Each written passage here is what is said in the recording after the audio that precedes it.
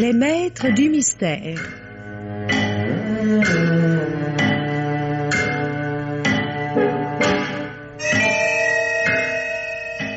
Parmi les chefs-d'œuvre de la littérature policière, Germaine Beaumont et Pierre Billard ont choisi pour vous ce soir « Elles sont folles », film radiophonique de Jean Grimaud, d'après le roman de Lorac, avec Germaine Kerjean dans le rôle d'Anne Wardhead, Robert Marcy, le commissaire Camson, et par ordre d'entrée en onde, Jean Bollot, Geneviève Morel, René Farabet, Henri Labussière, Dominique Jaïr, Charlotte Clasis, André Tassi, Guy Pierrot, Philippe Dumas, Montcorbier, Henri Djanik.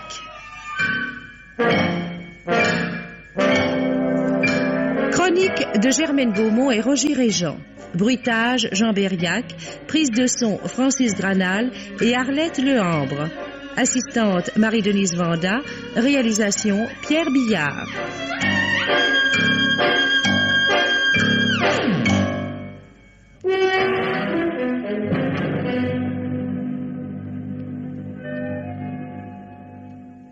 Bien entendu, elle était folle.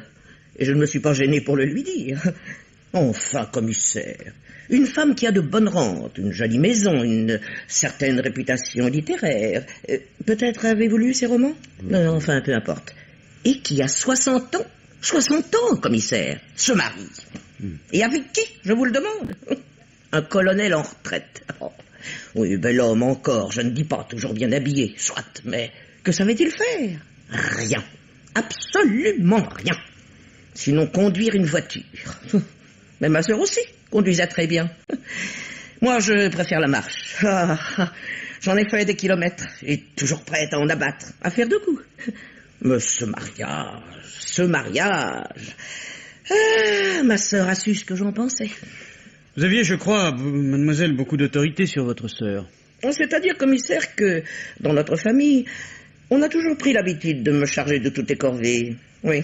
Déjà, mon père, le professeur Wardhead, peut-être en avez-vous entendu parler? Il y a un grand philologue. Oui, enfin, peu importe. Mon père, veuve de bonheur, m'avait confié mes deux sœurs cadettes. Marie, qui fait de la critique littéraire, et Elisabeth, la romancière. Tandis que moi, Anne Wardhead, je m'adonne à des études historiques. Oui, c'est ça. J'ai donc élevé ces enfants. Et je puis dire que j'en ai fait quelque chose. Et bien depuis, ça a toujours continué. Tenez, commissaire, notre vieille tante Caroline vient de mourir. Qui a dû s'occuper de la succession? Oh, succession. Un bric-à-brac sans valeur. Meubles usés, objets sans intérêt. Des vieilleries. Enfin, vous voyez. Eh bien, c'est toujours moi. C'est même, commissaire, ce qui m'a permis d'être certaine que ma sœur Elisabeth avait disparu. Oui. Oui, commissaire. Disparu. Disparu. Racontez-moi ça, mademoiselle. Eh, voici. Elisabeth et son beau colonel étaient partis à la fin de mars pour l'Italie, le lac de Garde, etc. À 60 ans, les lacs italiens, comme des amoureux. Mais elle était folle, vous voyez bien. Je reçois quelques cartes postales sans aucune importance. Et là-dessus, la tante Caroline meurt.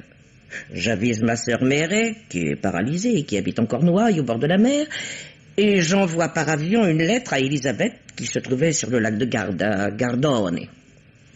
Pas de réponse. Votre sœur n'a pas accusé réception? Non, non. Et ça m'a paru curieux. Car si depuis son mariage nos rapports sont moins amicaux, Elisabeth a toujours été correcte avec moi. Oui, très correcte. Pour mon anniversaire, elle m'a envoyé une paire de bas de nylon. Comme si moi, je portais des bas de nylon. Elle, oui, porte des bas de nylon, mais seulement depuis que le colonel est son mari. Enfin, peu importe. Donc, je vous disais, pas de réponse. Comme au mois de juin, je devais aller moi-même à Lugano, je fais un détour qui me coûte cher, mais peu importe. Et je me rends à Gardone, à l'hôtel Splendide, un palace. Oh, elle ne se refusait rien. Et devinez ce que j'apprends? Vous allez me l'apprendre, mademoiselle Wardhead. Que le colonel Ryan et sa femme, ma sœur Elisabeth, étaient partis, et sans laisser d'adresse. C'était l'endroit. Non, attendez, voici le plus beau. J'apprends aussi par une vieille américaine qui s'était liée avec ma sœur que le ménage n'allait pas du tout, qu'ils se querellaient, et qu'Elisabeth voulait quitter son mari. Et ça, commissaire, j'étais sûr que ça devait arriver. On ne se marie pas à 60 ans, c'est de la folie. Je vous demande pardon, mademoiselle. Qu'avez-vous fait ensuite? Ce que j'ai fait. Mais, naturellement, dès mon retour en Angleterre, je me suis précipité ici, à Barnes. Mon charmant beau-frère y était. Seul? Seul. Je lui ai demandé où était Elisabeth. Il m'a répondu que sa femme devait être en Allemagne, à Baden-Baden, où se déroulait l'action de son prochain roman. Elle s'y documentait. C'est une explication très plausible. Vous trouvez, commissaire? Moi pas. Et je l'ai dit tout raide au colonel. Et qu'a-t-il répondu? Que j'étais une vieille toquée, moi. Anne Wardwell, une vieille toquée. Enfin, peu importe. Après cela, il ne me restait plus qu'à rentrer chez moi dans la banlieue de Londres. Mais j'ai voulu en avoir le cœur net. J'ai fait ma petite enquête. Eh bien, commissaire, ni sa banque, ni son éditeur, ni ses agents de publicité ne savent où est ma sœur. Elle n'a pas donné signe de vie. C'est évidemment assez curieux. Je ne vous le fais pas dire. Et vous pouvez juger si je suis une vieille toquée. Mais ce n'est pas tout. Aujourd'hui, je reviens à Barnes pour avoir avec le colonel Ryan une conversation cette fois décisive. Et cette conversation, je n'ai pas pu l'avoir. Pourquoi, mademoiselle? Parce que le beau colonel s'est envolé. Oui, commissaire. Avant-hier, il a pris sa voiture, une Jaguar. Il est parti, Dieu sait tout. Et ça, c'est clair? Qu'est-ce qui est clair, mademoiselle Whitehead? Mais, commissaire, que le colonel a tué ma sœur, et que, redoutant ma vengeance, il a pris la fuite. Le colonel Ryan, un brave type, sans grande culture, un peu porté sur le whisky, et avec sa pas le sou, mais un brave type. Vous les connaissiez bien, docteur, lui et sa femme? Oui, commissaire. Nous allions souvent, ma femme et moi, faire un bridge chez eux, ou bien ils venaient chez nous. Nous étions assez liés. Dites-moi, docteur, Madame Ryan, quelle femme est-ce? Entre nous, commissaire, une pain bêche. Elle gagne beaucoup d'argent parce que ses romans ne valent pas cher et qu'ils ont de gros tirages, mais elle est convaincue de son talent. Et quand Ryan lui a déclaré qu'il admirait ses œuvres, elle a aussitôt été séduite. Et l'admiration du colonel allait naturellement plus à la fortune qu'à l'œuvre littéraire. Oh, même pas. 3 bons repas par jour, c'est tout ce que désirait le colonel pour sa vieillesse. Une femme du monde, bien conservée, coquette, encore jolie, les lui apportait. Et pourquoi aurait-il refusé? Mais alors, qu'est-ce qui n'a pas marché entre eux? Eh bien, au bout de quelque temps, Madame Ryan s'est aperçue que, décidément, son mari n'était pas à sa hauteur. Elle lui parlait tout le jour littérature, poésie, philosophie. Il lui répondait, quand j'étais aux armées, en 1928, ses souvenirs militaires et des moteurs, et il n'a pas en tête grand-chose d'autre. Oui, je vois. C'est moi qui, constatant que les choses n'allaient pas très fort dans le ménage, ai conseillé à Ryan d'emmener sa femme en Italie pour lui changer les idées. Votre ordonnance, docteur, ne paraît pas avoir eu l'effet attendu. Oh, je devine ce qui s'est passé. Lui, les monuments historiques, les œuvres d'art, le charme des paysages, il y est insensible.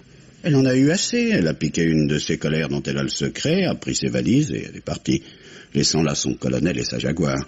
Qu'espérait-elle en agissant ainsi? Je vais peut-être vous étonner, commissaire. Je crois qu'elle voulait l'affamer.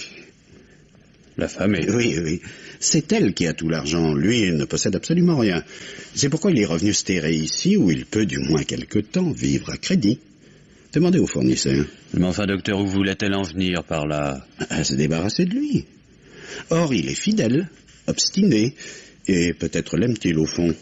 En disparaissant, elle a pensé le contraindre à la séparation qu'elle désire. Donc il ne sait pas où elle est. Pourtant, il a parlé de Baden-Baden. Bon.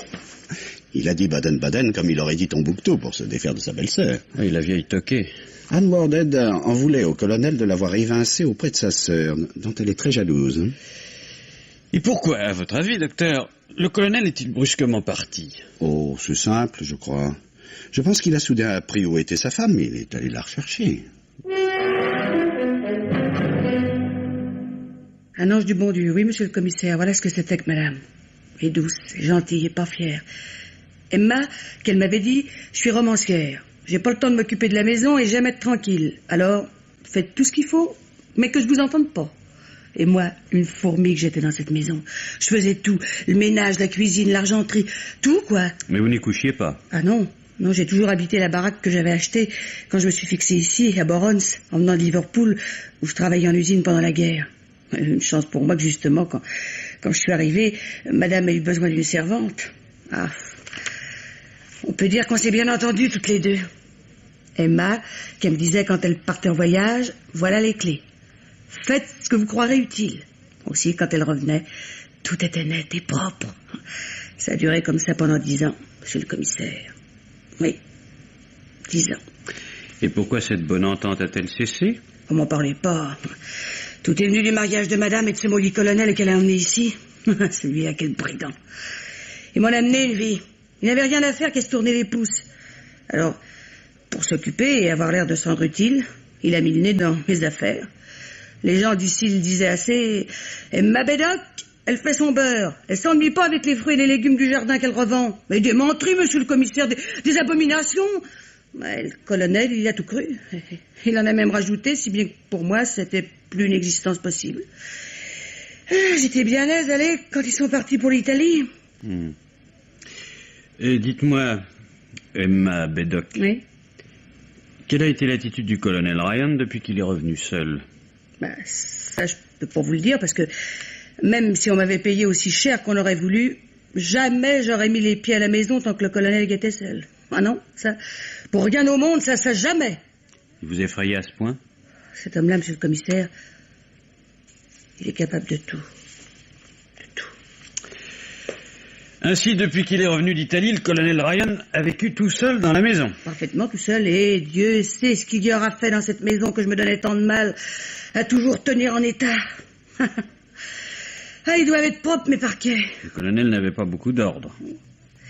C'est peut-être pas dans ça, mais je vais vous dire, à mon avis, il a dû profiter de ce qu'il était seul pour fureter un peu partout dans les affaires de madame. Que pouvait-il espérer y trouver? Mrs. Ryan gardait-elle chez elle des bijoux de valeur, de l'argent? Il y avait peut-être mieux que ça encore. Des papiers. Des papiers? Ça, je peux pas trop vous dire. Tout ce que je sais, c'est qu'un jour, madame m'a dit comme ça, Emma, vous pouvez pas savoir tout ce que représentent ces papiers. C'est pourquoi je les mets dans le coffre. Ah, car elle avait un coffre-fort.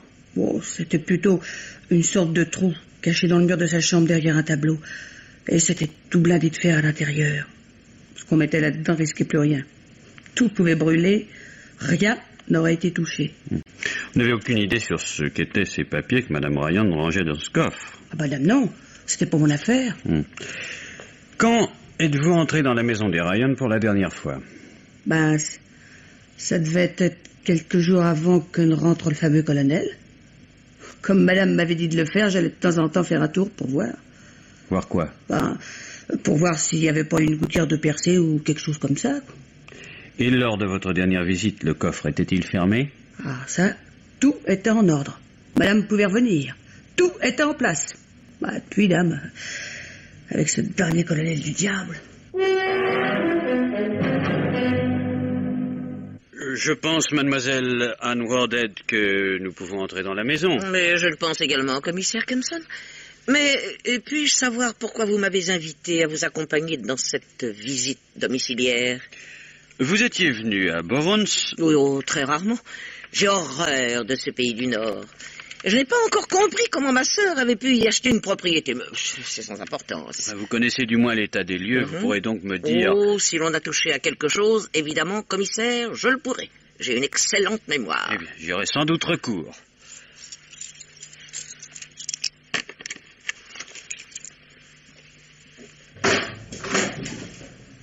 Voulez-vous passer, je vous prie? Oui, merci. Pardon. Oh, c'est incroyable. C'est inimaginable. Mais qu'y a-t-il, mademoiselle Wardhead? Commissaire, avez-vous jamais vu un désordre pareil? Mais regardez-moi cette entrée. Des lettres, des journaux, des revues, des paquets sur tous les meubles, sur tous les sièges, et même par terre.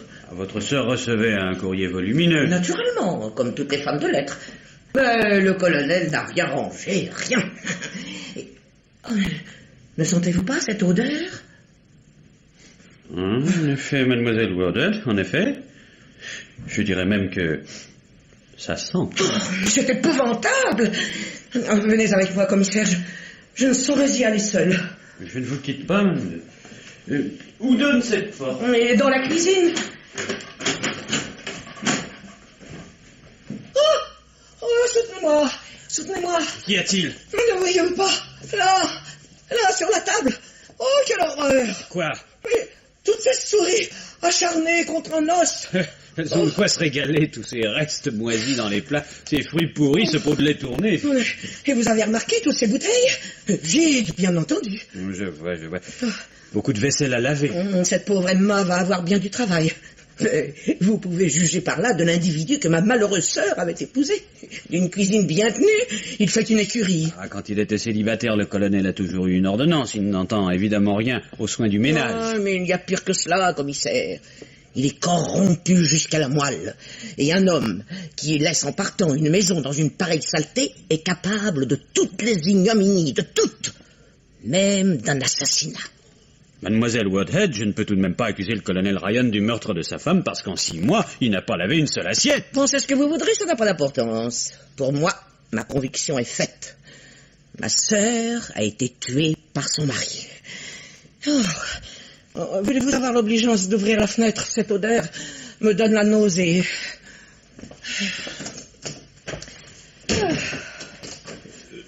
Maintenant, nous pourrions peut-être aller voir les autres pièces. Oui, mais j'allais vous le proposer. Voilà, ici le salon. Ah, charmant. Très joli. Non, mais ma sœur Elisabeth était une Woodhead. Elle avait beaucoup de goût, cette famille. Oh, mais c'est sans importance. Mais voyez, il n'a rien respecté. Les cendriers débordent de mégots de ces affreux cigares. Cette photographie, c'est celle de votre sœur? Oui, commissaire, et elle est toute récente. C'est une jolie femme. Bien loin de paraître son âge. Mais regardez-le, lui, à côté d'elle. Discernez-vous la méchanceté sous ce masque souriant? À vrai dire, mademoiselle Woodhead, ce portrait me paraît être plutôt celui d'un homme faible, sans malus. La faiblesse et la bêtise sont souvent créatrices de méchanceté. Tenez, passons dans la chambre.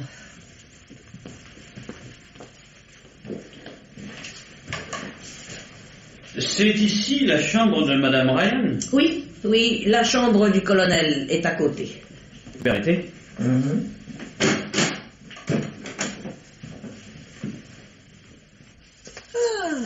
Ici, du moins, tout est en ordre. Le monstre n'aura pas osé profaner cette pièce.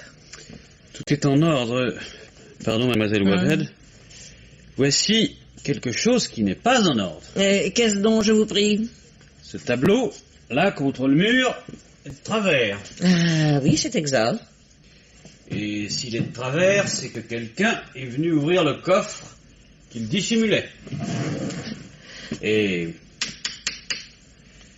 vous voyez, le coffre est vide. C'est une honte. C'est de la diffamation. Je porte plainte. Tout beau, mon garçon, tout beau. D'abord, quand on entre dans mon bureau, on se découvre. Ôte ta casquette. Ensuite, on ne hurle pas comme un putois. Et généralement, on se présente. Ouais, ça va. Jim Ryan, 22 ans. Demeurant d'ordinaire à Bristol, mais l'armée vient de m'offrir quelques villégiatures. Jim Ryan. Tu es parent du colonel Ryan? Ouais, je suis son neveu. C'est ça qui me met en boule. Un chic type, le colon. C'est moi qui vous le dis. Depuis que mon père est mort, il s'est toujours occupé de nous, de ma mère et de moi. Pourtant, ma mère tient une petite épicerie et moi je suis mécano. Un colonel, il aurait pu trouver cette famille pas très reluisante. Bien lui, pas. Nous ne sommes pas riches. Depuis qu'il est marié, il fait verser à ma mère tout le montant de sa retraite d'officier. Ah, tenez, si je suis ici, c'est qu'il m'avait dit de venir passer quelques jours chez lui quand je sortirai du service. Tu avais prévenu ton oncle de ton arrivée? Oh non, vous savez, les lettres, moi, c'est pas mon fort. J'aime mieux les moteurs. Je me suis tranquillement amené sur ma moto. J'étais jamais venu à Aberrance. Je demande où loge le colonel Ryan, et les gens me répondent, il est parti parce qu'il a tué sa femme. C'est une infamie. C'est peut-être une infamie, mon garçon, mais j'aimerais tout de même bien savoir où ils sont passés tous les deux. Ton oncle et sa femme. Ah ben, c'est votre métier de le savoir. Ne t'énerve pas, vois-tu? Ta tante par alliance, tu la connais peut-être? Jamais vu. Mais tu sais que c'est une romancière. Et qu'elle ait fait une fugue, c'est possible. Tout est possible avec ces intellectuels. Mais ton oncle, voilà bientôt une semaine que toutes les polices du royaume le recherchent. Rien, personne. Tu sais comment il est parti, ton oncle? Oui, on me l'a dit avec sa voiture. La Jaguar, une belle bagnole. Je comptais bien qu'il me la laisserait conduire un peu. J'aime ça, moi, les voitures qui garent. Oui, ben justement, mon petit gars, une Jaguar comme ça sur les routes, dans les garages, dans les hôtels, ça se remarque. Alors. Et c'est alors que vous avez trouvé le colonel Ryan. Oui, monsieur le commissaire. Félicitations, inspecteur. Oh, il n'y a pas trop de quoi me vanter. J'ai eu la main heureuse, voilà tout. L'individu en question, un traîneur de grand chemin, un vagabond, il est connu dans la région d'ailleurs. Vol de poulets, chapardage, braconnage, enfin vous voyez. Oui. Il était naturel que, le rencontrant alors qu'il sortait du bois, j'ai été, comment dirais-je, curieux de voir ce que contenait son sac. J'y trouve un imperméable, portant sur la doublure le nom du colonel Ryan. Alors je veux savoir où il l'a volé. Il regimbe, je le secoue, et il s'est décidé, et il m'a mené à l'endroit. Au milieu du bois. Ah, en plein milieu du bois de Blackstone. À se demander comment la Jaguar a pu parvenir jusque-là, d'ailleurs. Juste un petit sentier tout creusé d'ornières. Et dans la Jaguar, le cadavre du colonel. Oui, effondré sur le volant. Et le colonel était mort depuis un certain temps, une semaine environ. Une balle? Non, poison. Poison foudroyant. Cyanure de potassium. J'ai découvert sur le plancher de la voiture une gourde qui en avait contenu avec du whisky. C'est tout? Ah non, dans une poche du veston, j'ai trouvé une lettre. Une lettre anonyme composée avec des mots découpés dans un journal. La voilà, monsieur le commissaire. Merci. Oh, travail maladroit. Ah, ça. Travail d'amateur. Misérable assassin, nous savons ce que vous avez fait. Vous avez tué votre femme en Italie. Attendez, le bourreau attend aussi quelqu'un qui sait. Ouais, intéressant, n'est-ce pas? Oui, certes, inspecteur, mais ça ne simplifie pas le problème. Je sais, monsieur le commissaire. Ouais, je sais que vous êtes arrivé à en résoudre le plus difficile. Je crois, commissaire, que vous êtes arrivé à résoudre des énigmes encore plus difficiles. Trêve de compliments, mon cher docteur. Cette affaire Ryan, c'est la bouteille à l'encre. Encore un peu de thé, commissaire? Volontiers. Merci. Mais vous avez bien en tête au moins une hypothèse. Oui, évidemment. Celle qui se présente pour ainsi dire d'elle-même à l'esprit. C'est celle-ci, le colonel Ryan a tué sa femme en Italie. Puis la lettre anonyme lui apprenant que son crime est connu, il est allé se suicider dans le bois de Blackstone. Vous savez que ce bois de Blackstone pouvait avoir pour lui une valeur sentimentale? Un peu de rhum dans votre thé? C'est infiniment aimable. Merci. Oui, vous disiez, chère Madame Véran, une valeur sentimentale, pourquoi? Vous avez beau n'être plus tout jeune quand ils se sont connus. Ah oui, la soixantaine passée pour l'un et pour l'autre. Mon chéri, ne m'interrompez pas. Oh, pardonnez-moi. Anne Wardod et le colonel Ryan avaient eu des fiançailles assez romantiques. Oui, une idée de ce barbe-bleu d'Elisabeth. Chéri, vous êtes insupportable. Oh, pardonnez-moi encore. Ils se donnaient parfois rendez-vous dans le bois de Blackstone. Et au clair de lune, quelle idylle. Eh bien, cher, parlez, puisque vous en avez tant envie. Mais je n'ai rien à dire, ma chérie. J'écoute notre hôte, le commissaire Kempson. En effet, ce souvenir de jours heureux a pu pousser le colonel Ryan à aller se donner la mort dans le bois de Blackstone plutôt que chez lui, où il aurait pu aussi bien le faire. Mais c'eût été si peu dans la nature de Ryan. Pas très rêveur, notre colonel, pas très porté sur la petite fleur bleue. Pour se tuer volontairement, tel que je le connais, il aurait plutôt choisi l'accident d'auto-provoqué, le virage manqué à 100 à l'heure. C'était plus militaire. Je serais assez de votre avis, docteur. Et puis, il faut admettre, a priori, que Ryan a tué sa femme. Vous n'en êtes pas persuadé? À vrai dire, je ne vois pas le mobile qui l'aurait déterminé. Un geste de colère au cours d'une discussion? Ah, dans ce cas, ma chère Jane, il se serait tué aussitôt après. Et votre mari a raison, chère madame. Et les faits sont encore plus compliqués que vous ne le pensez. J'ai reçu un rapport de la police italienne. Il est exact que les deux époux ont quitté l'hôtel de Gardone séparément. Elle d'abord, qui, après avoir acquitté la note, s'est fait conduire en taxi à la gare. Et lui, le lendemain, dans sa voiture, à bord de laquelle il avait pris 2 touristes étrangers, sans doute pour se faire un peu d'argent de poche. Ah, ce serait bien la tour d'Elisabeth de voir planter là son mari sans un sous-baillant. Donc il faudrait supposer qu'il a pu ensuite savoir où s'était rendue sa femme et la rejoindre.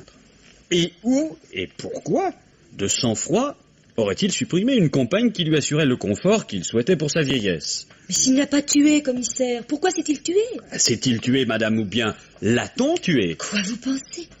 Donnez-moi votre tasse, je vais vous débarrasser. Ne vous donnez pas cette peine. Oui, j'ai interrogé le facteur. Il se souvient très bien que le colonel, depuis son retour, a reçu plusieurs lettres dont l'adresse était faite de mots découpés dans un journal comme celle qu'on a trouvée sur lui. Malheureusement, il n'a pas fait attention à leur lieu d'origine. Curieux, très curieux. Et le cyanure, d'où provenait-il? De chez le colonel. Il l'avait acheté pour détruire, a-t-il dit au droguiste, des nids de frelons. En effet, vous vous souvenez, chérie, nous en avons assez entendu parler de ces frelons qui infestaient le jardin. En tout cas, si le cyanure n'a pas été mis dans la gourde par le colonel lui-même, il a été mis par quelqu'un de la maison. Ah, la gourde, je la connais. Le colonel l'avait toujours dans sa voiture. J'en avais même fait le reproche. Un conducteur prudent n'a pas ainsi du whisky à portée de sa main. Mais quelqu'un de la maison... Là, commissaire, j'avoue que je ne vois pas. Emma Belloc, non, Beddock d'ailleurs, je crois, détestait le colonel, docteur. C'est vrai? Et elle avait ses raisons. Avant que le colonel ne s'installe à la maison, elle ne se gênait pas pour faire danser dans du panier. Qu'est-ce que c'est au juste que cette Emma? Une véritable chippie. Et comme vient de le dire ma femme, une voleuse. Elle dit être venue de Liverpool. Je vais demander qu'on file là-bas une enquête sur son compte et j'attends un rapport. Et notez, commissaire, que c'est elle qui a été clabaudée partout que le colonel Ryan avait tué sa femme. Ah, celle-là. Si seulement on savait où elle se trouve. Morte ou vivante. Tiens, une visite. Jane, je vous prie, voulez-vous regarder par la fenêtre si c'est un client? Oh, c'est Madame Calais. Je vais me retirer. Du tout, commissaire. Madame Calais est une amie, une vieille dame charmante, un peu originale peut-être, et aussi... Bonjour, chère grande amie, comment allez-vous? Le mieux du monde, ma petite Jane. Docteur, je suis ravie de n'être pas de vos clientes. J'ai horreur d'être malade. Quand on est malade, on est laide, c'est affreux. Chère amie, voulez-vous me permettre de vous présenter le commissaire Kempson? Je vous présente mes hommages, madame. Comme je suis ravie de vous connaître, commissaire Kempson, vraiment ravie. C'est vous qui enquêtez sur le décès de ce pauvre colonel Ryan. Ah, le pauvre cher grand ami. Vous saviez, ma petite Jane, quelle affection je lui portais. Il était si bel homme, si distingué, toujours si bien habillé, toujours si galant avec les dames. Et quel joueur de bridge. Ah, quel coup ça a été pour moi quand j'ai appris sa mort. Nous avions tant de sympathie l'un pour l'autre. Et quand je pense, ma petite Jane, que c'est son affreuse femme qui l'a assassinée. Il ne faut pas parler ainsi, cher ami. Oh. Comment Madame Ryan aurait-elle pu tuer son mari? Comment? Mais elle n'est revenue ici que pour cela, c'est certain. Je vous demande pardon, madame. Vous avez bien dit que madame Ryan était revenue à Barnes? Mais oui. Et pourquoi serait-elle revenue, je vous le demande, sinon pour se défaire d'un mari qui, entre nous, n'était pas fait du tout pour elle. Il la valait 100 fois, et je puis vous confier, car il me faisait des confidences. Le cher et pauvre homme. Veuillez m'excuser, chère madame, si je vous interromps, mais comment savez-vous que madame Ryan est revenue? Cette question, parce que je l'ai vue. Vous l'avez vue? Oui. Où? Quand? Parlez. Ah, docteur, ne me bousculez pas. Je ne suis plus toute jeune si je me porte encore fort bien et je dois mettre un peu d'ordre dans mes souvenirs. Oui, attendez. Voyons. C'était le jour de la garden party de Madame Ellerby et j'allais faire un bridge chez Madame Maxwell. C'était donc... Oui, c'est cela. C'était le 20 mai, j'en suis certaine, le 20 mai. Il faisait un temps merveilleux. Et où l'avez-vous vu? Eh bien, entre Haydon Bridge et Hexham, à peu près à mi-distance entre Madame Ellerby et Madame Maxwell. Et c'était bien elle, vous en êtes sûr? Je l'ai bien reconnue, et aussi sa voiture. Ah, pas la Jaguar, non, sa voiture à elle. Et j'ai même eu l'impression qu'elle venait faire un mauvais coup. Elle rendait son mari si malheureux. C'était un gentleman, il ne disait rien. Mais moi, je savais. Mais cher ami, vous ne nous aviez encore rien dit de tout cela? Oh, vous savez, docteur, que je n'aime pas les potins. On aurait pu croire que je détestais Elizabeth Ryan. C'est vrai, d'ailleurs, je la détestais. Ma petite Jane, donnez-moi donc une tasse de thé très fort, n'est-ce pas? J'adore le thé très fort.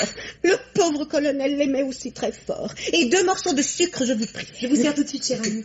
Et dites-moi, cher commissaire, ce qu'on m'a raconté, est-il exact? Le colonel aurait eu un neveu? Rien n'est plus exact, madame. Le cher enfant. Comme la mort de son oncle a dû l'affliger. Le colonel l'aimait certainement beaucoup. Il était si bon. Un cœur d'or. Il est en effet à croire que le colonel Ryan avait de l'affection pour ce jeune homme. Par testament, il lui a légué toute sa fortune. Voilà qui est drôle. Et c'est bien lui, le cher homme. Il fait un testament et il n'avait à lui pas un centime. Et il aurait été très riche si sa femme était morte avant lui. Elle aurait eu là une bonne idée, meilleure que celle qu'elle mettait dans ses romans. Mais comme j'aimerais connaître ce jeune homme. Je crains, madame, que pour le moment, ce ne soit impossible. Et pourquoi, commissaire? Parce que, madame, le jeune Jim Ryan a disparu. Dites-moi tout de suite, monsieur le commissaire, qu'il n'est rien arrivé à Jim. Non, madame, il ne s'agit pas d'un accident. Depuis qu'il a acheté cette grosse moto, je ne vis plus, moi. À son âge, on est si imprudent. Savez-vous, madame, où se trouve votre fils à l'heure actuelle? Comment voulez-vous que je le sache? Depuis qu'il a quitté l'armée, il ne fait qu'aller et venir avec sa moto. Oh, dans un sens, ça se comprend, n'est-ce pas?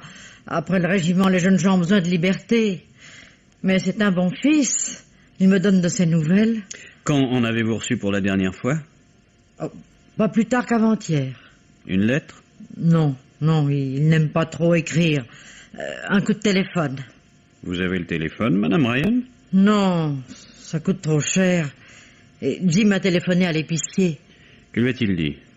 Il lui a dit de me dire qu'il allait bien, qu'il aurait voulu venir me voir, mais qu'il était obligé de faire un voyage, que je ne m'inquiète pas. C'est tout. D'où émanait ce coup de téléphone? Ah, ça, allez le savoir. Et l'épicier n'a pas pu me le dire. Vous a-t-il prévenu que son intention était d'aller voir son oncle, le colonel Ryan, à Burns? Ah, bien sûr. Oh, il aimait beaucoup le colonel, qui a toujours été très gentil avec nous. Et je vous assure que ça m'a fait un coup quand j'ai appris sa mort par le journal. Non, je veux pas être méchante. Mais moi, je crois que s'il s'est tué, c'est à cause de sa femme. Vous n'aimiez pas votre belle-sœur? C'est-à-dire que moi, n'est-ce pas, je ne l'ai jamais vue. Mais elle ne nous aimait pas. Elle était très fière, et que son mari ait des parents comme nous, elle ne pouvait pas le supporter. Le colonel, cependant, était resté en bon terme avec vous. Tout comme avant son mariage. Oh, rien de changé. Tenez, il m'avait écrit il n'y a pas longtemps pour me rappeler l'invitation qu'il avait faite à Jim de se rendre à Burns. Il ajoutait qu'il avait beaucoup de soucis, des ennuis, qu'il ne savait pas trop quoi faire. Mais quels soucis, quels ennuis? Il ne le précisait pas. Mais dans le ton de sa lettre, on voyait que c'était assez grave. En quittant l'armée, votre fils n'a pas été tout de suite à Burns? Non, il a d'abord été voir des amis, qu'il disait. Mais moi, je sais bien ce que c'est que ces amis-là. Une mère n'est pas longue à comprendre de quoi il retourne. C'est un jupon, monsieur le commissaire. Et je pense que c'est du sérieux et qu'il songe au mariage. Eh bien, pourquoi n'épouse-t-il pas cette jeune fille? Et ils sont bien forcés d'attendre. On ne peut pas se mettre en ménage sans le sou. Et de l'argent en sortant du service. Mon Jim, il n'en a pas. Madame Ryan, votre fils savait-il que son oncle lui avait légué tout ce qu'il possédait? Mais pour être franche, monsieur le commissaire, ça ne m'étonne pas. Le colonel nous avait toujours dit que son bien, ce serait pour Jim, puisque lui, il n'avait pas d'enfant. Mais dites-moi, puisqu'il y a un testament, Jim va peut-être pouvoir se marier? Peut-être, madame, peut-être, mais il est dommage pour lui que je n'ai pas pu le rencontrer ici, chez vous, à Bristol. J'aimerais bavarder un peu avec lui, et cet entretien me tient tant à cœur que je m'en vais m'efforcer par tous les moyens de l'atteindre, où qu'il soit. Non, mon chéri, je vous en prie, n'allons pas plus loin. J'ai peur. Ne faites pas l'enfant, Jane. C'est ridicule. Oh, tout cela est si étrange. Depuis ce coup de téléphone qui vous mande en pleine nuit, je crains je ne sais quoi. Ne m'en veuillez pas si j'ai tenu à vous accompagner. Qu'y a-t-il d'étrange à ce qu'on appelle un médecin au chevet d'une malade? Mais ma Médoc n'est pas une de vos malades habituelles. Sans doute. Et quand nous sommes arrivés chez elle, dans sa baraque, il n'y avait personne. J'aurais mal compris au téléphone. C'est ici, chez les Ryan, qu'elle se trouve. Mais vous voyez bien, chérie, que là non plus, il n'y a personne. Cette obscurité. La compagnie a coupé l'électricité. Mais j'ai eu soin de prendre ma torche. Y a-t-il quelqu'un? Y a-t-il quelqu'un? On ne répond pas. Et cette porte d'entrée ouverte? Cette maison déserte? Jane, vous la connaissez, cette maison. Nous y sommes venus assez souvent. Oui, c'est peut-être idiot, mais j'ai peur, allons-nous-en. Alors, Jane, je dois faire mon métier. Suivez-moi. Voyons. C'est ici la salle à manger. La porte de la cuisine, si je ne me trompe, c'est celle-ci. Oui, je crois. Bon, allons voir dans la cuisine et ne tremblez pas comme ça. Oh! Où est le téléphone? Vous en souvenez-vous, Jane? Là, sur le petit meuble. Oui, je vois. Allô? Passez-moi la police. C'est très urgent. Allô? Commissaire Kempson? Ici le docteur Véran. Du nouveau? Plutôt. Je suis dans la maison des Ryan Et je viens d'y trouver Emma Bédoc, le crâne fendu en deux. Par une hachette. L'arme est encore dans la plaie. Oui, tué sur le coup. Avant de quitter Barons, je tiens, commissaire Compson, à vous remercier et à vous féliciter. Dans cette triste affaire, vous avez été parfait. Mademoiselle... Si. Mon cher beau-frère pouvait me traiter de vieille toquée. Anne Wardhead sait ce qu'elle dit. Certes, tout n'est pas éclairci. Je ne sais toujours pas où est le cadavre de ma pauvre sœur Elisabeth. Oh, c'est pas votre faute. Mais l'assassin de cette malheureuse Emma, vous l'avez tout de suite dépisté. C'est-à-dire, mademoiselle... Ah, ne me dites pas que ce n'est pas ce petit voyou de Jim Ryan, le neveu du colonel. Bon chien chasse de race. Et sur le manche de la hachette... Nous n'avons relevé aucune empreinte. Le criminel a opéré avec des gants. Avec des gants. Il a pensé à tout, le bandit. Et il court toujours. Non, mademoiselle, il ne court plus. Ah, voilà une heureuse nouvelle. C'est la police italienne qui a mis la main sur lui. Mais qu'était-il allé faire en Italie, ce galopin? Il va nous l'expliquer lui-même. Les Italiens nous l'ont expédié par avion, sous bonne garde. C'est bien de l'honneur pour ce schnappon. Moi, je n'ai jamais pris l'avion. Les places y sont au-dessus de mes moyens. Avant de l'interroger, j'aimerais, mademoiselle Wardhead, préciser avec vous certains petits points de détail. C'est pour ça que je vous ai prié de venir. Veuillez m'en excuser. Je vous en prie. Que voulez-vous savoir, commissaire? Je crois vous avoir tout dit. Vous m'avez tout dit. Mais je dois faire un rapport et il faut y éviter la moindre erreur. Votre tante Caroline est morte le 18 avril. Oui. Vous en avez fait part à votre sœur Elisabeth le 30 avril, par avion. Oui, Elisabeth était arrivée à Gardone le 25 avril et m'en avisa par carte postale. Auparavant, je n'avais pas son adresse. Et elle n'a pas répondu. Elle en aurait cependant eu le temps avant de quitter l'hôtel de Gardone le 5 mai. Je vais vous dire pourquoi elle n'a pas répondu. Elle, si correcte avec moi. Oui, j'y ai pensé. Le colonel a reconnu mon écriture sur l'enveloppe et a détruit ma lettre au lieu de la lui remettre. Je ne vois pas trop pourquoi il l'aurait fait. Mais c'est clair. Pour nous mettre mal ensemble. Il me haïssait. C'est possible. Enfin, pour le reste, je crois tout connaître. Vous vous occupez à Autumn de la liquidation du bric-à-brac de la tante Caroline. Oh, et quel travail pour si peu de choses. Puis vous vous rendez sur le lac de Caume, non sans avoir en vain cherché à rencontrer votre sœur à Gardone. Et à votre retour, le colonel vous dit que sa femme est en Allemagne. À Baden-Baden. Vous avait-il dit qu'à la même époque, son neveu, Jim Ryan, s'y trouvait comme soldat? Il s'en est bien gardé. Car voilà, commissaire, la clé du mystère. C'est en Allemagne que Jim Ryan, obéissant à son oncle, a tué ma sœur Elisabeth. Il ne nous reste plus qu'à le prouver, mademoiselle Wardhead. Entrez. L'oiseau est là, monsieur le commissaire. C'est bien, faites-le entrer, inspecteur. Allez, entre, Ryan. Alors, mon petit gars, ça s'est bien passé, ce petit voyage en Italie? Mieux peut-être que vous ne le pensez, monsieur le commissaire. Faudrait peut-être que tu me dises d'abord pourquoi tu t'es enfui. Enfui, moi? Vous n'y êtes pas. Pourquoi aurais-je pris la fuite? Aucune raison. Mais j'ai voulu parler à maman de la mort de l'oncle et je suis allé à Bristol. C'est naturel, non? Bah toujours, je t'écoute. Or, à Bristol, en arrivant, je rencontre un camarade, un bon copain, on dire un frère. Je lui raconte toute l'histoire de mon oncle. Ah, mais j'ai oublié de vous dire, le copain en question, c'est un Italien, Benito Conti, qu'il s'appelle. Et il est employé dans une compagnie d'aviation. Alors il m'a dit, mon vieux Jim, il n'y a qu'un moyen.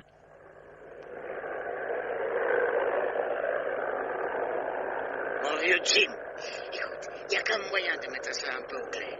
D'abord, il faut commencer par le commencement. Et tenter de savoir ce qu'elle est devenue, la femme de ton oncle, la Madame Ryan. Et pour ça, je crois qu'il est nécessaire d'aller sur la place, en Italie. Et d'abord, à Gardone. T'as peut-être raison, mon vieux, mais... Non, écoute-moi encore. Là-bas, tout seul, tu feras rien de bon. Vu que l'italien, tu les connais pas, alors. Mais moi, je suis justement de ces coins-là. Alors voilà ce que je te propose. On part tous les deux et on se débrouille pour retrouver la trace de ta tante. C'est gentil à toi, Benito.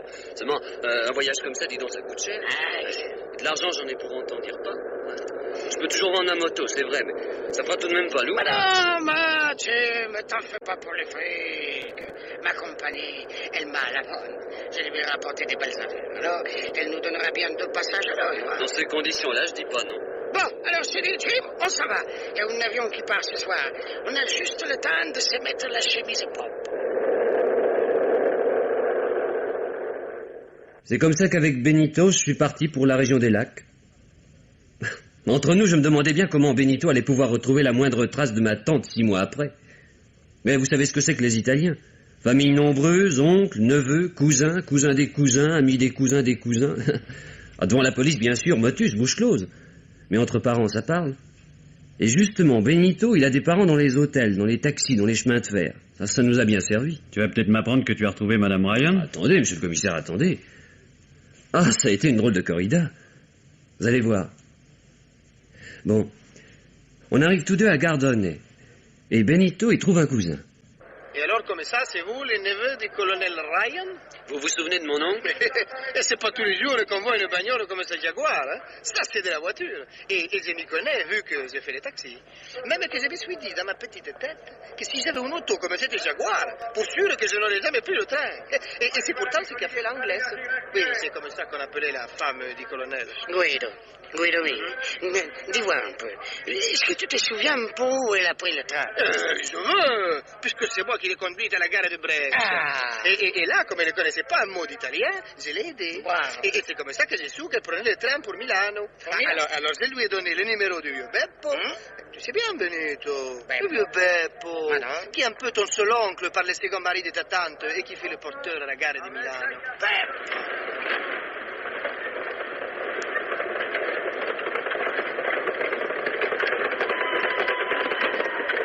Si je l'avais envoyé, Guido, si je m'en souviens. Oh là, je vois bien mon neveu. Ça, pour avoir les nez en l'air, elle avait les nez en l'air. Mais pour les pourboires, on peut aussi s'en souvenir. Ah, si tous les voyageurs étaient comme elle, j'aurais une belle maison à la campagne avec un étang pour la pêche. Mais, dis, Beppo, tu vas pouvoir nous dire quel train elle a pris à Milano? C'est pas difficile.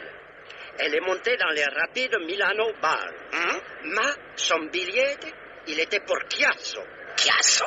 Oui, Benito, tu sais bien. Non. Chiasso, la gare frontière. Chiasso? Que tous les trains s'y arrêtent. Alors, je lui ai mis ses bagages dans le compartiment et puis je l'ai signalé à Tony. Tony? Oui, tu sais bien. Non. Le Tony Ferrari, qui est le petit cousin de la 3e femme de ton cousin Vincente. Mais celui qui fait le serveur dans le wagon-restaurant. Tu comprends? Avec ses pourboires. Elle était intéressante. Mais dans la famille, il faut se dire. Mais si, Beppo. Mais dis, c'est Tony, on peut le voir? Il doit être chez lui. C'est son jour de repos. Un bon métier qu'ils ont dans les wagons-restaurants. 2 jours de boulot, 1 jour de repos. Andiamo, Jim, vite. Condition chez Tony. Oui.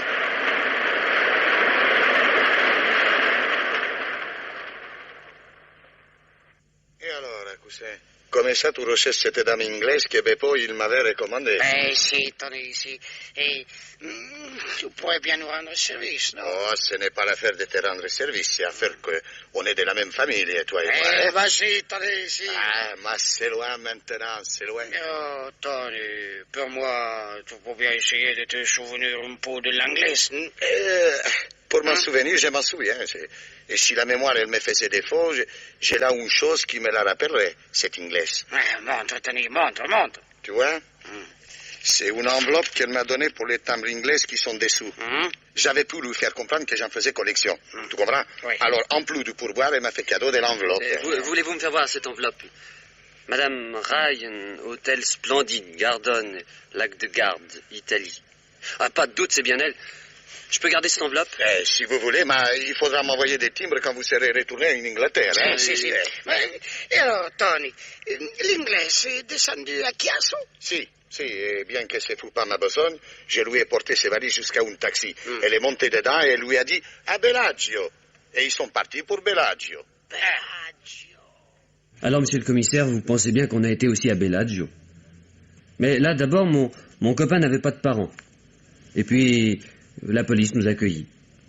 N'empêche que je vous apporte du nouveau, non? L'enveloppe remise par Madame Ryan au serveur du wagon-restaurant, tu l'as sur toi? La voici. Mais ce n'est pas tant de cette enveloppe que je veux parler quand je vous dis que je vous apporte du nouveau. Vraiment? Jim Ryan. En quittant Gardon, la femme de mon oncle, Madame Ryan, n'est pas allée en Allemagne, comme le croyait le colonel. Non. Elle s'est rendue sur le lac de Côme, à Bellagio. Voilà ce qu'on a découvert, Benito et moi. Ça vous épate, hein? Pas du tout, mon petit gars. Car imagine-toi que je le savais. Vous? Oui, Jim Ryan. Car, je dois te l'apprendre, pendant que tu excursionnais dans la région des lacs, il s'est passé ici quelque chose d'important. On a assassiné Emma Beddock. La servante de mon oncle? Non. Oui, mon garçon.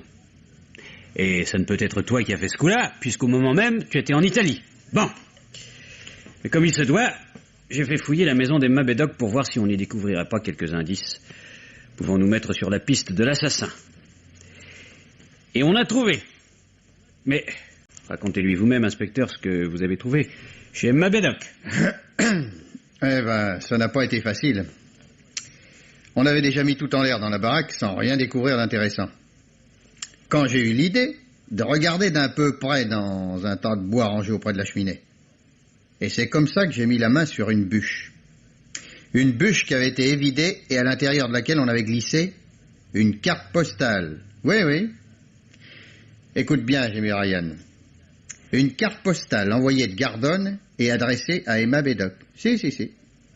Et cette carte postale, si soigneusement cachée, disait « Je partirai d'ici le 5 mai.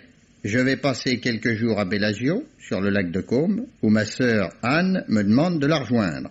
Je rentrerai à Borons au début du mois prochain. Le colonel reviendra plus tard.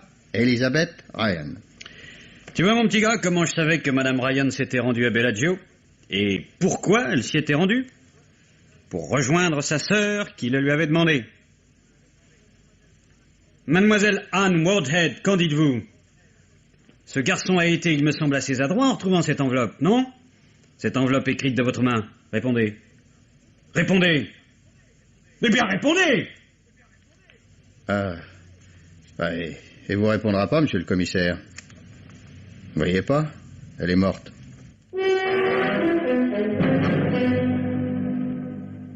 Avaler subrepticement du cyanure quand elle s'est vue découverte. Croyez-moi, docteur, c'est ce qu'elle avait de mieux à faire. Ainsi c'est elle, Anne Wardhead. Qui a tué sa sœur à Bellagio, oui, docteur, en la poussant du haut de la falaise dans le lac. La police italienne vient de retrouver le cadavre. Et elle a compris qu'elle était perdue quand Jim Ryan lui a appris devant moi qu'il avait l'enveloppe de la lettre datée du 21 et non du 30. Ou sans doute, sans lui parler de la tante Caroline, elle donnait rendez-vous à sa sœur à Bellagio. Elisabeth avait donc bien reçu cette lettre. La carte postale découverte chez Emma l'a convaincue enfin qu'elle ne pouvait pas s'en sortir. Mais pourquoi a-t-elle fait ça? Pourquoi? Parce que, chère madame, le bric-à-brac de la tante Caroline, en réalité, avait une très grosse valeur. Et elle a voulu se l'approprier, elle qui n'avait pas grande ressource, en supprimant sa sœur que la tante Caroline avait instituée légataire universelle. Un crime sordide. Un crime d'intérêt. Et le colonel? Il lui fallait aussi le supprimer, puisqu'il héritait de sa femme.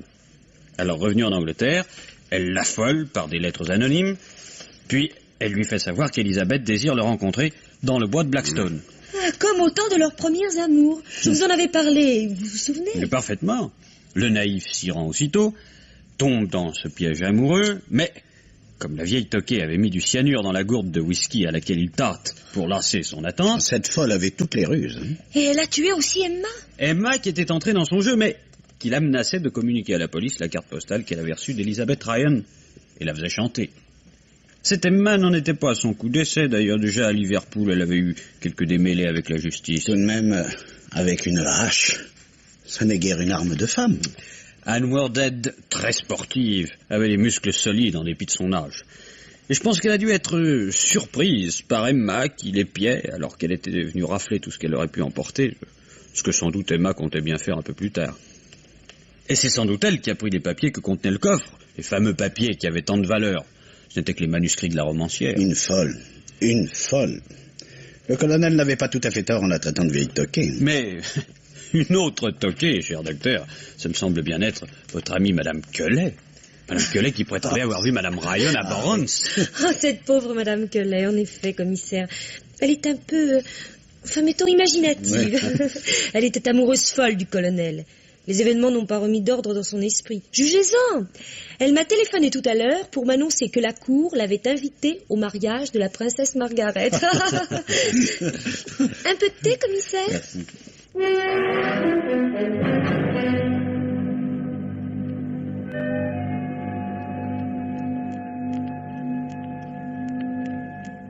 Et maintenant, Germaine Beaumont vous parle du dernier livre qu'elle a lu pour vous.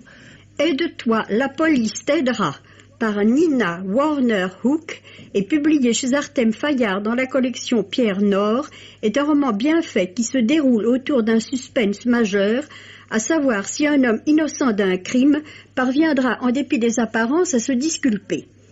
Tel est le cas de l'écrivain Trevor Hamilton qui revient à Londres d'un séjour à New York plus tôt qu'il ne l'avait prévu.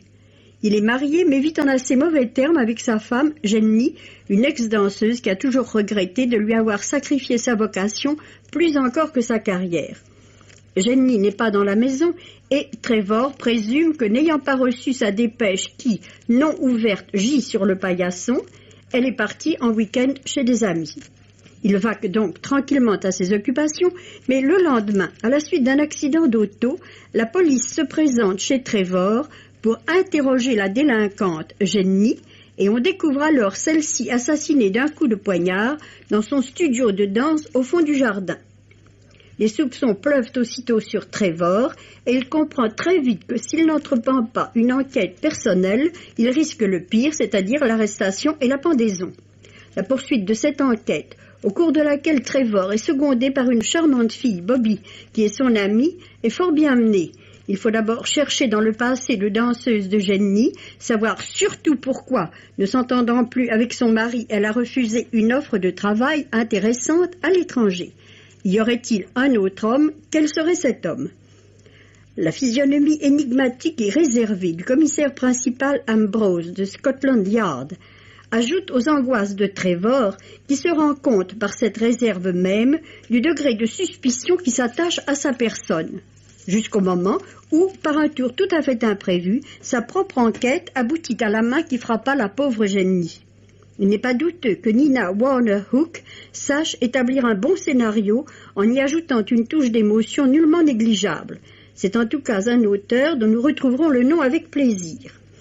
Aide-toi, la police t'aidera, par Nina Warner Hook, est publié chez Artem Fayard dans la collection Pierre Nord, l'aventure criminelle. Roger Régent vous parle du dernier film qu'il a vu. Classe to Risque est tiré d'un roman de José Giovanni, exactement comme le dernier film de Jacques Becker, Le Trou.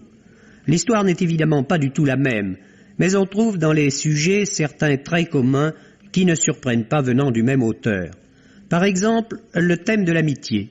Dans Le Trou, 4 détenus forment, sans jeu de mots, une sorte de cellule amicale. Dans Classe to Risque, nous voyons également 2 hommes, un tueur et un petit voleur pas très sérieux, qui se lient d'une amitié spontanée et d'autant plus chaleureuse que les vrais amis du gangster, ceux qui lui doivent tout et devraient se mettre au feu pour lui, l'abandonnent quand il est dans une situation désespérée. Voilà d'ailleurs le fond du sujet de Classe to Risque. Ce sont des inconnus parfois, des gens qui n'ont aucune raison de vous aider, qui se dévouent pour vous, alors que ceux sur qui l'on croyait pouvoir compter se dérobent.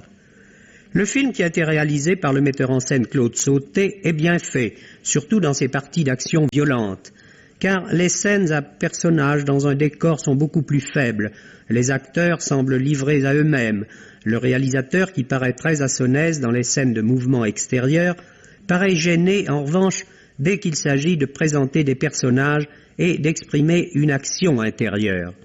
C'est évidemment le plus difficile, et c'est pour cela que tant de débutants commencent par ces films à mitraillettes et à poursuites. Dans ce genre, il est très facile de faire illusion. Classe to Risque a tout de même cette supériorité sur les autres films de la même espèce. Il y a un sujet et l'esquisse de caractère. Lino Ventura joue un rôle exactement dans ses cordes. Il est Abel Davos, un condamné à mort par contumace, qui après plusieurs années passées en Italie à se cacher, veut rentrer en France. Au passage de la frontière, un de ses complices et sa femme sont tués. Il reste avec son fils, un gamin de 5 ou 6 ans. À partir de là, nous retombons dans la vieille situation de l'homme traqué. Ce n'est pas très original, mais il y a le thème des faux amis et des vrais amis. Ce qui donne aussi un certain attrait à ce film, c'est l'extraordinaire présence des deux interprètes principaux, Lino Ventura et Jean-Paul Belmondo. Ils emportent l'affaire de haute main.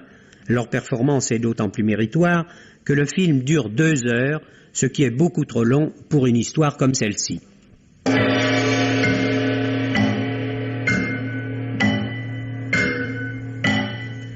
Les maîtres du mystère.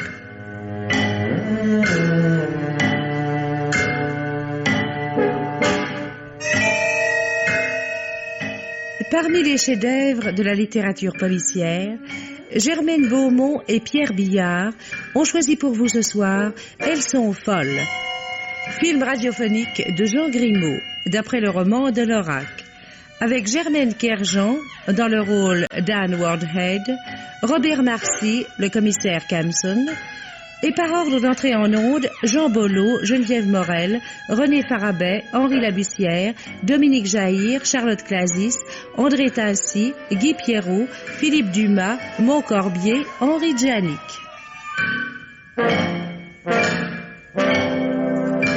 Chronique de Germaine Beaumont et Roger Régent. Bruitage, Jean Berriac. Prise de son, Francis Granal et Arlette Lehambre. Assistante, Marie-Denise Vanda. Réalisation, Pierre Billard.